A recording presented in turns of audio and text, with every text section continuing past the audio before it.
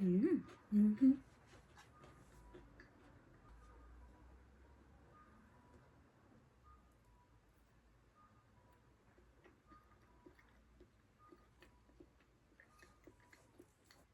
정신적으로 문제 있는 30대 여자.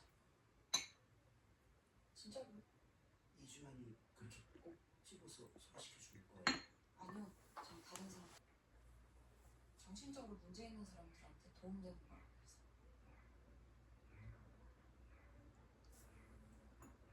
정신적인 문제가 아니고 응. 저처럼 심장 뛰는 이런 거 있으시면 몰라서 제가 나중에 하는 말이 그렇게 심장이 빨라요. 심장이 도수가 빨라지면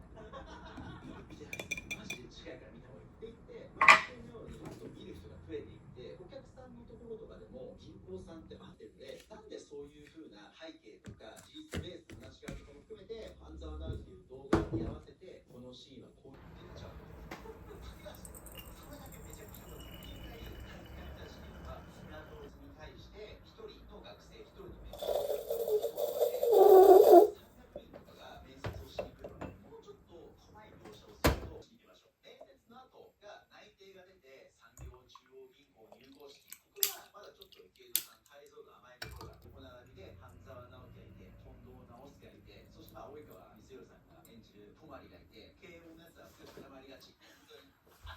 慶応の人たちはね、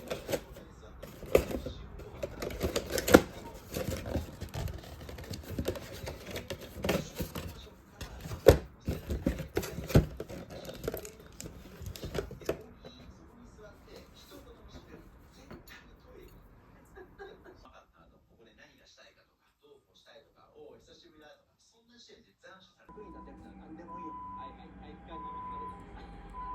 こんな英語の体制というところに我慢して、全然業界研究、企業研究してこなかったんですよ。英語の先生、あっちが別にパナソナフィンランドの研究はさからある意味、この時点でこいつの資質はかかるわけです。助言されている。まあまあ、なんだかんだ俺は違うことをしたいなみたいな。こういう話はするんですけども、そのうちぶっちゃけ俺のシーンなんですけども、研究をちゃんとストップです。ちゃんとしてください。半沢直樹、足を終わりです。で、本当に誰も教育をしてこなかったので、半沢のことを言わなくて、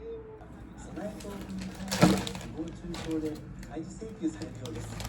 名前も顔もバレるのは恥ずかしいですが、皆さん、あったかい目で見守ってくださいというところで、世界外の方が、これからちょっと開示請求やっちゃうよみたいなことをたまたまツイートをしていて、で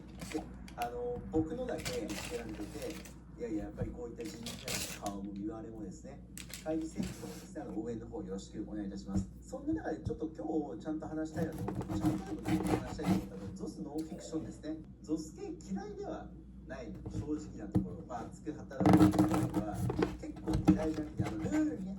のっとっていれば、悪さをしていなければ僕は全然ありだと思うみたいな人と、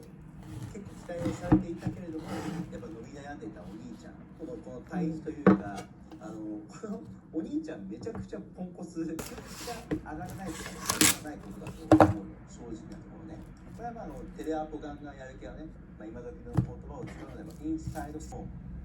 アポが取れないとか、なかなか結果が出ないとかは正直仕方がないかなっていう話なんだけれども、当たり前のように遅刻をするみたいな。で遅刻をするし、なんかちょっと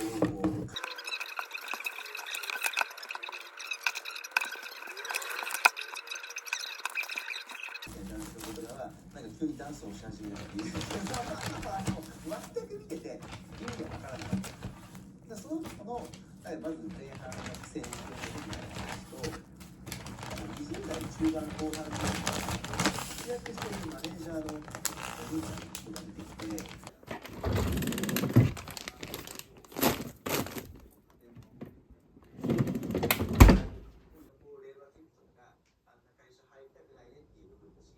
俺も正直言っちゃう。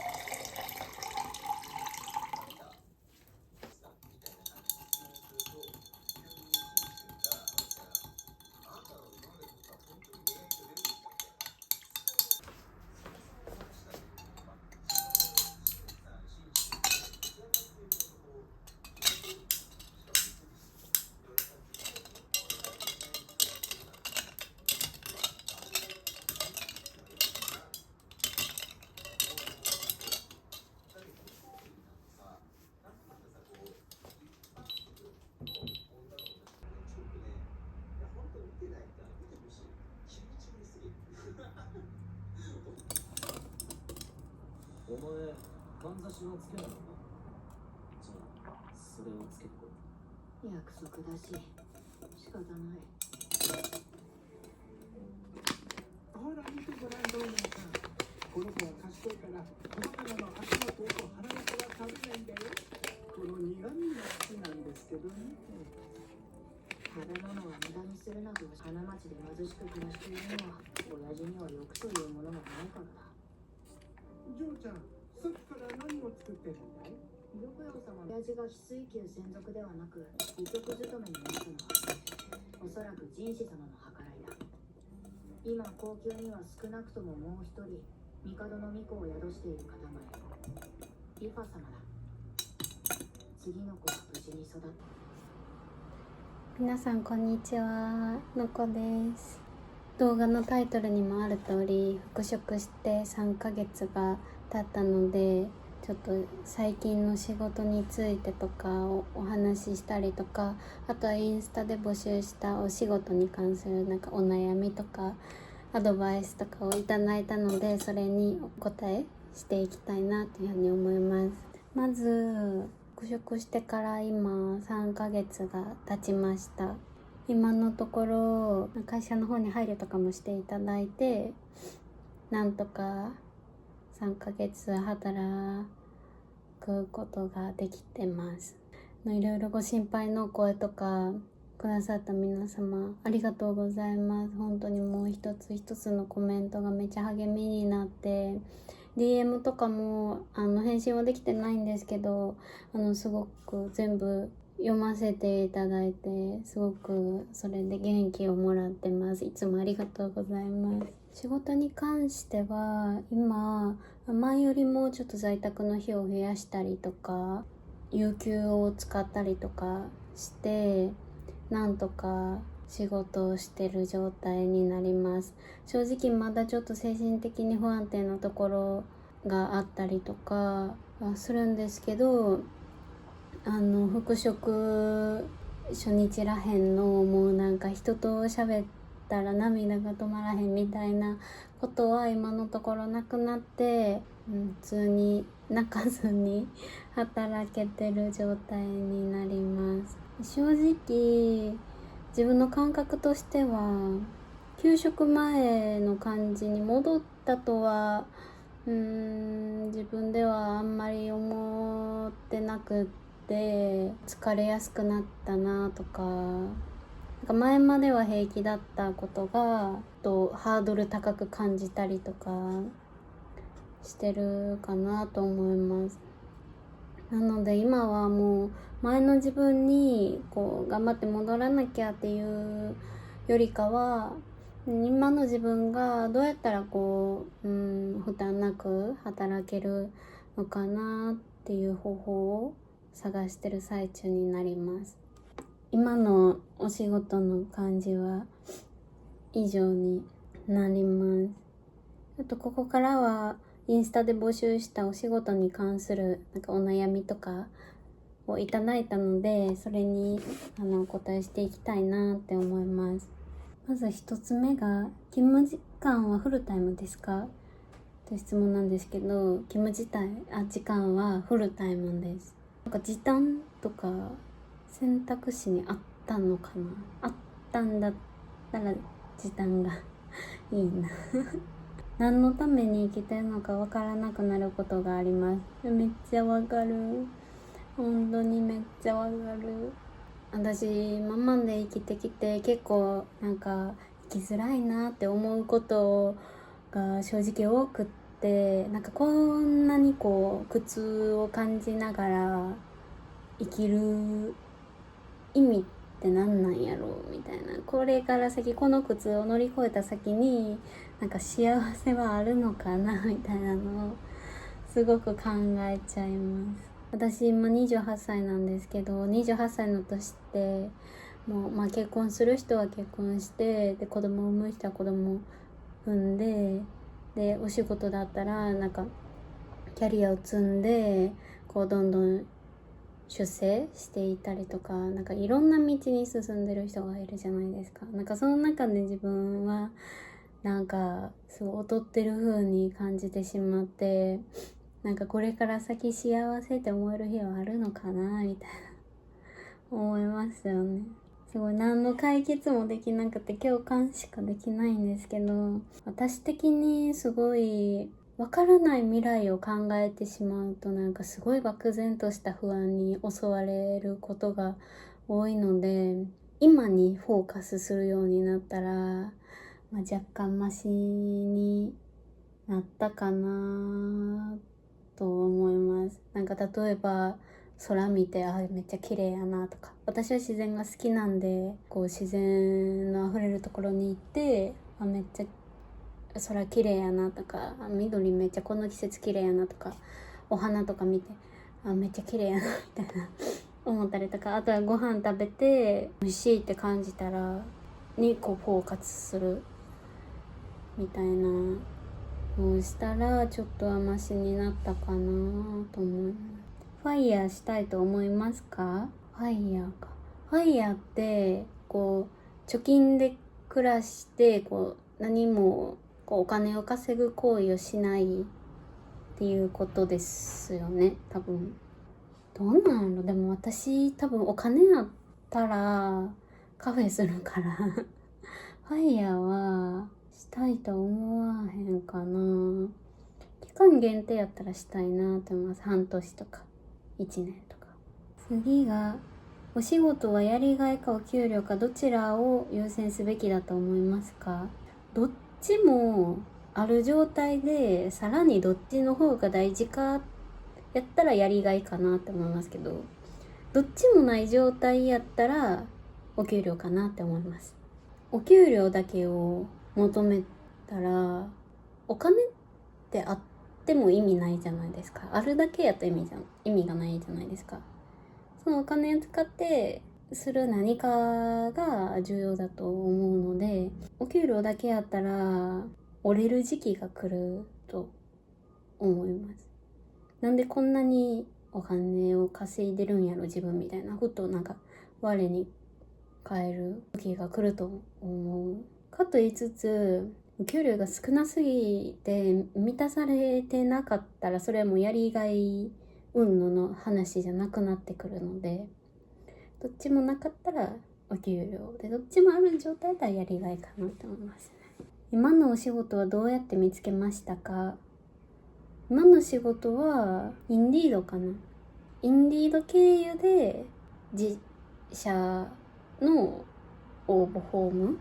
から見つけて応募しましたね。もしも次に転職するとしたらどんな職種に就きたいですか？なんやろな。私結構なんか分析したりとかなんかすごい物事を深く考えることが好きなので、データアナリティクスとかなんかそういうデータ分析とかデータを使って何かするみたいなのお仕事がしたいなって思います。マーケターとかも楽しいなって思いますね。次が大学生なのですがバイト疲れて寝落ちみたいなことがよくあります。のこさんもあったりしますか？もうめっちゃありました。大学生の時週2ぐらいひどい時は週3とかでやってましたね。なんか私的に癖って忙しいなめっちゃ思います。今この年で1時間半座って人の話聞けって言われたらめっちゃ辛いですもん。でそれを終えてそっから働かないといけないじゃないですか、大学生って。私大学生の時終電まで12時前ぐらいまで働いてたんでめちゃくちゃ疲れてた記憶がありますね。でもう次の日も学校でもうお風呂も入る気力なくてみたいなのめっちゃよくありました。なんかもう一回寝な次動けへんみたいなばっかりでしたね、大学生の時。なんでめっちゃ気持ちわかります、本当に。同世代です。前職で心を病んで半年前ほどに転職しましたが心が不安定なのが続いてます、働くことに前向きになれず情けないなと自分を責めてしまいます。のこさんはどんな風に気持ちを保っていますか？のこさん大好きです。ありがとうございます。嬉しい。働くことに前向きになれず情けないなと自分を責めてしまいます。でも責める必要なんてないですよ。転職する決意をしたのも退職する決意をしたのもでちゃんと転職を成功させてるのも、しかも転職してさらに働き続けてるのも全てが偉いので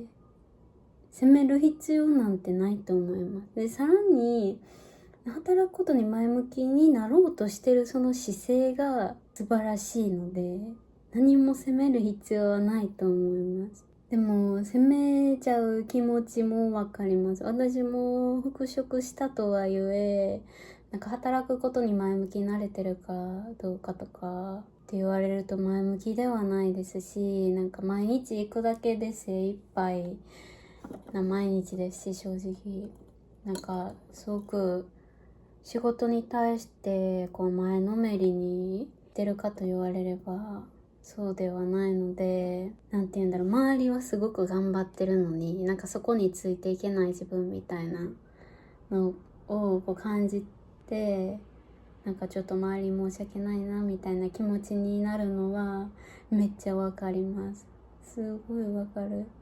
どうしたらいいんやろな、この気持ちは。なんかこうして第三者で見るとめちゃくちゃ偉いですよみたいなの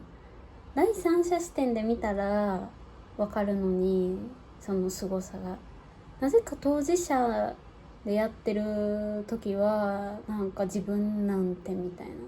そう思っちゃいますよね。でもあなたはすごいので責めないでください、自分をそんなに。で責めてしまう時は私があなたのことをすごい人だと尊敬してるっていうことを思い出してほしいんです。で私はこうすごいって思ってもらえる人なんやってこう自分を慰めてあげてほしいです。気持ちの保ち方は正直私も分かんないんですけど、同じ風に悩んでるので分かんないですけど、なんやろう。でも私はもうある程度考え方がもう暗い深いとこまで行っちゃったらもう一旦別のこと考えるようにとかしてます。例えば昨日見たドラマの考察とかあとはその考えてる気持ちをそのままノートに書き出すっていうのはめっちゃおすすめかもしれないです。なんか外に出してこう文字にしてみたらそんなに卑下しすぎじゃないみたいなの我に返る時があるので、ジャーナリングとかはすごいおすすめです。看護師をしています。すごい。30歳ですが違う職種に転職を考えています。職場に30歳の新人がいたらどう思われますか？関わりにくいなと思いますか？全然思わへんと思いますよ。なんか30歳で転職してくる人なんて全然いっぱいいると思うんで、なんなら全然普通やと思うんで全然ないと思います。年齢って言わなわかんないですよね。私も今の職場転職したの26歳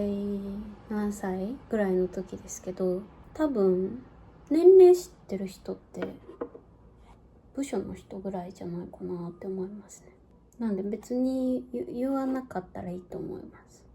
年齢は。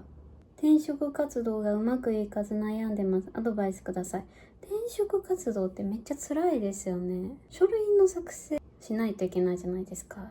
職務経歴書みたいなとか書けるほど立派な仕事をしてる人の方が少ないんじゃないかなって思うし、面接もなんかめっちゃ緊張して嫌ですよね。アドバイスか、なんか多分人生の中で転職活動してる期間ってめっちゃ短いですし、人によっては人生で 1,2 回ぐらいしかないと思うので、人生で起こるレアイベントみたいな感じでって思ったら、まあこの苦しみも今だけやしレアイベントやし楽しむかみたいな気持ちにちょっとなるかもしれないです。次がこの春から社会人になった新卒です。2ヶ月経ちましたが何かアドバイスありますか？素晴らしい。2ヶ月お仕事続かれてるってことですよね。素晴らしいと思います。新卒の人ってめちゃくちゃ偉いなと思ってて、私大学卒業して全然働きたくなかったから就活しなかった人なんで、もう大学卒業してストレートでちゃんとこう社会人をしてる人って本当に偉いなって思います。就活して内定もらってちゃんとその内定先に行って働いて2ヶ月も働いて、さらにアドバイスもこう求めるほどこう仕事に意欲的に取り組んではるってことなんで、もうその時点で素晴らしすぎて私がアドバイスできることなんて何もないかなって思うんですけど、この時期の新卒はいるだけでフレッシュな風が会社に吹かせてくれる存在かなって思うので、素直にニコニコしてたらそれだけでいいと思います。新卒ってなんか可愛いですよね。ひよこが職場に追加されたみたいな気持ち悪いかな、この発言セクハラかな、よくないか、やめとこう次がどんどん仕事量が増えてて大変です。めっちゃわかります。なんか仕事量ってこうやって何らかに増えてってくれたらいいのに、なんかダーンって増えますよね。マジで仕事量増えて時間内に終わらへんくて、毎日なんか仕事に追われてる感覚みたいになるのめっちゃ嫌なんですよね。私もめっちゃわかる。もう限界が来る前に同僚とか上司に相談した方がいいと思います。職場でコミュニケーションは大事ってわかりますが、深く関わりたくないなって思っちゃいます。めっちゃわかる。私もこのタイプです。仕事のことに関しては喋れるんですけど、雑談とかになったら急に無理になるんですよね。なんかあんま職場の人に自分の好きなもの共有したくなくないですかなんか職場の人に自分の好きなものを共有しちゃったら、好きなものをしてる時になんかその職場が思い浮かんじゃって混ざっちゃう感じがする。でも正直なんか職場の人なんて仕事辞めたら何の関わりもなくなる人たちじゃないですか。で同じ職場に属してるだけ、なんかもうたまたま一緒にいるだけの人なんで、正直全然上っ面で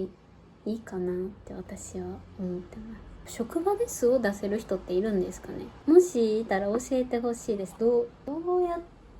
て素を出してる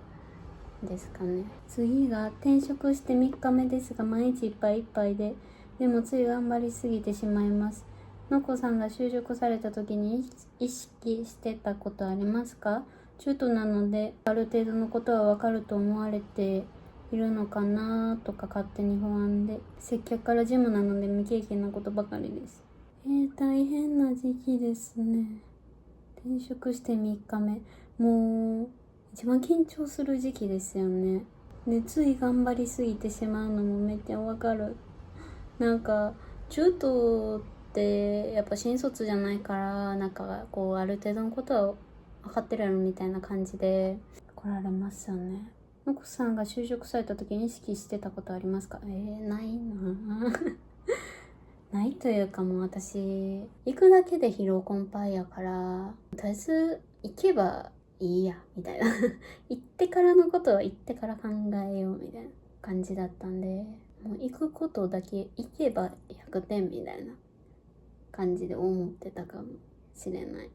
でも未経験の中途の採用って絶対採用した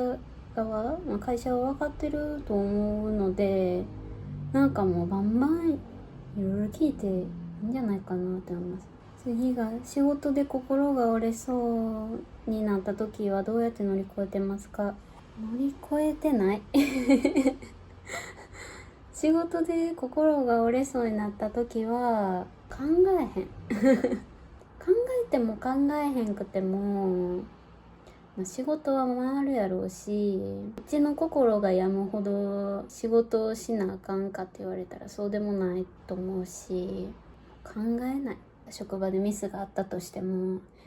職場チームプレーなんで、誰か個人一人の責任になることなんてないので、てかそういう事案があったら会社の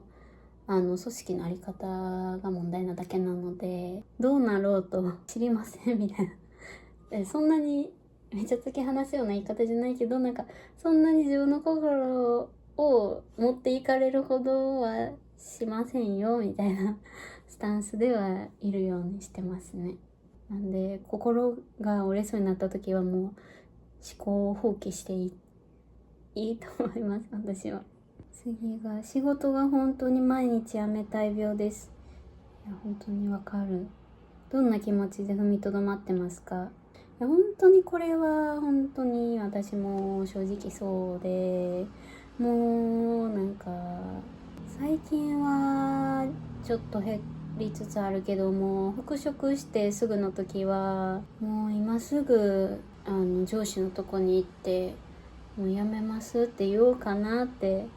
思うぐらいに毎日辞めたい病なんですけど、どんな気持ちで踏みとどまってますか？どんな気持ちで踏みとどまってんやろ。なんか正直踏みとどまってるというよりか決断を後回しにしてる感覚かもしれないですね。もうこの職場でやり残したことはないかなぐらい。それを考えるのすら仕事の時間以外ではしたくないので、まだ考えれてなくて、一応仕事続けてるみたいな感じですね。仕事に行くのがどうしても嫌な日はどのように乗り切ってますか？もう乗り切ってないです仕事に行くのがどうしても嫌な日はもう在宅にするか休みますね。体調不良ですって言って。でも正直絶対休めへん日もあるじゃないですか。そういう日にもう仕事行くの絶対嫌やなってかぶさる時もあるんですよね。そういう時は一旦どうしても出なあかん会議の時間だけ行くみたいな。例えばその会議が午前中にあるんやったら午前中だけ一旦働いて午後からはもう休むか在宅にするか考えよう。一旦4時間働くことだけ考えようみたいなので見たら行ってみて無理な日も全然あるんですけど、行ってみてなんだかんだ最後まで働けるっていう日の方が多いので感じで乗り越えてますね。のこさんのストレス発散方法は何ですか？美味しいもの食べたり美味しいコーヒー飲んだりとかカフェ行ったりとか、自分が幸せやなって感じることをすることかな。4月からほぼ毎日残業で次々仕事が舞い込んできて余裕がない状態がずっと続いてます。そんな中大きな仕事でミスをしてしまいとても落ち込んでます。仕事に終わりが見えなくてぽっきり心が折れてしまいそう。10年目に入り役職もついてしまい責任感も強い方なので辞めにくいです。旅行や息抜きはたまにできますが仕事に全振りな人生で自分が哀れだと思う瞬間もあります。周りは結婚したり人生を歩んでいるのに私は取り残されてるみたいで結婚願望はないのですが連絡を取り合う友達も減り孤独を感じます。仕事より吐き出す形になってしまい申し訳ありません。のこさんは自分と向き合っててかっこいいし自分のために決断したりしてかっこいいですね。仕事でミスしちゃうと落ち込みますよね。10年も仕事が続いてさらに役職までついてるなんて私からしたらとんでもなくすごい人なので哀れなんて思う必要がないと思います。仕事に全振りなし人生ってめちゃくちゃいい人生じゃないですか。私の憧れはそれなので、すごく私の憧れの、しかも10年も続いて役職までついてて、すごい尊敬します。周りは結婚したり人生進んでるのに私は取り残されてるみたいで、でも仕事10年もしてて役職もついてたらそれは人生進んでるくないですかそんな人でも取り残されてるみたいな劣等感みたいなのを感じるんですね。そんなにすごい人やのに私みたいな人をかっこいいって言えるあなたの人間性が素晴らしすぎませんか？こんなに素晴らしい人やから役職にも疲れてるんだろうなって思います。でもほぼ毎日残業で次から次へと仕事が舞い込んできます。これの状態はガチで辛そう。でも私働いてて思うんですけど上司から頼られて嫌な気持ちになる部下っていないと思うんですよね。で私はその頼りないサラリーマンとしては本当にカスみたいな人間なので頼られたりしたことは正直ないんですけど頼られへんかったら私っている意味ないんかなみたいな思ったりするんで全然仕事内容とかがわからないのでこんなこと言うのもあれですけど役職疲れてる方だとしたら部下もいるかなと思うのでその部下にちょっと触れる仕事振ってみたりとかしてみてもいいのかなって思います。大きな仕事でミスをしてしまう。ミスしたらやばいって思いますよね。私なんか結構ポンコツやから上司になんでこんなミスするみたいな感じで思われてると思うんですけど、なんか割とヤバめなミスをしてる自覚もあるけど、そうだな、落ち込みますよね。私もその時めっちゃ落ち込んだな。これも内容が正直わかんない中言うのもちょっとおこがましいかなって思うんですけど、なんか同じミスをなんか違う人がしたって考えたらそんなに責めることでもないなって思ったりしませんか？なんだろう、メタ認知っていうのかな、そういうなのをやってみるのもありかもしれないです。友達も減り子の交換でもわかる。これは私もめっちゃ友達減りました。遊びに行く友達なんていいひん。なんかそんなもんなんじゃないかなって思います、みんなライフステージは変わっていくし、価値観もどんどん変わっていくと思うから、自然とこう人間関係のアップデートみたいなのは起こるのが普通なんかなって思います。次が他部署の先輩から挨拶さえ無視されてます。思い当たる節ありません。我慢するほかないですね。そんな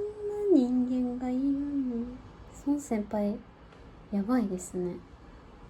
挨拶無視する人間やばいですね。挨拶無視されたらね、嫌な気持ちになりますよね。この先輩が激ヤバ人間やから、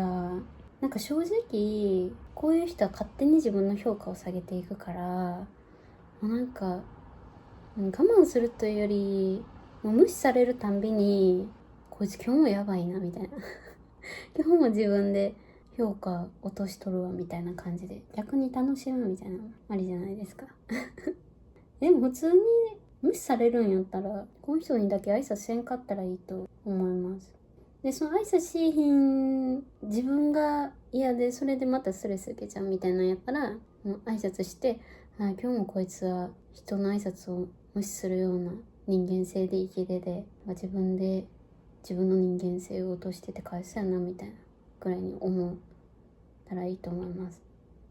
仕事上の雑務を断る勇気がありません。誰かがしないといけないことだけど後輩には断られてしまって。後輩断るのすごいな。仕事ってなんかこういう断らへん人とか、なんか何でもやってくれる人に集まりがちですよね。気づいた人がやる系の仕事ってなんか気づく人って固定されて結局その人の仕事になるみたいなあるあるですよね。できませんって断るんじゃなくて、どうだろうわかんないですみたいなぐらいでなんかいなすみたいな感じでやるのはどうですか？私結構よくやりますよ。夜眠れない時はありますか？眠れない時は何をしますか？前まで夜寝れへんってことはなかったんですけど、最近ね眠れへん日がたまにあって、これが仕事のストレスなのかコーヒー飲みすぎなんかわかんないんですけど、夜眠れへん時は YouTube をラジオみたいな感じで流してますね。で最近あまりにもなんか眠れへんくて、昼間になんか無意識が朦朧とするみたいな感じになった時があって、これやばいなと思って強制的に寝るためにもう体を動かさなあかんのかもと思ってランニングを疲れるぐらいまでのランニングぐらいなんですけど、本当に走ってる時間で言ったら10分もないぐらいなんですけど、それをやったらまあ寝れる、前よりかは寝れるようになったかなと思います。自分が何の仕事向いてるか分かりません。みんな仕事ってどうやって見つけてるんですかね。なんかユニークな仕事をしてる人もいるじゃないですか。